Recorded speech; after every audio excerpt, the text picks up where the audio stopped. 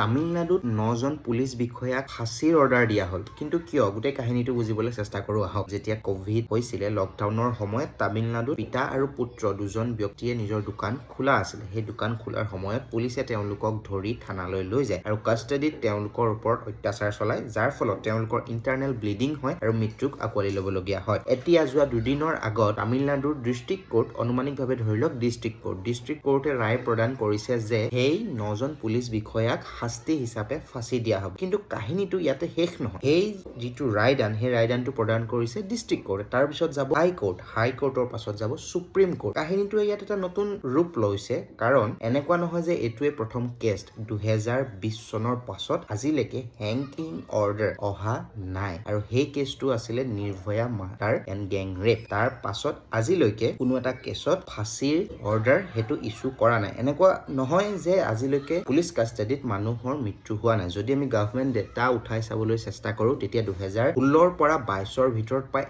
11,000তকৈ অধিক মানুহে নিজৰ মৃত্যুক আঁকোৱালি লৈছে পুলিচ কাষ্টাডিত। পাছত যি ফাঁচীৰ অৰ্ডাৰ, সেই অৰ্ডাৰ যাৱজ্জীৱন কাৰাদণ্ডলৈ পৰিণত হৈ গৈ। এতিয়া সময়ে ক'ব যে এই কাহিনীটোৰ ৰূপৰেখা কি হ'ব। সুপ্ৰিম কোৰ্টে যেতিয়ালৈকে ডেথ হেংগিং অৰ্ডাৰ নিদিয়ে তেতিয়ালৈকে এইটো এটা কমপ্লিট ৰায়দান নহয়। গতিকে তাৰ বাবে আমি অধীৰ আগ্ৰহেৰে বাট চাই ৰখিব লাগিব।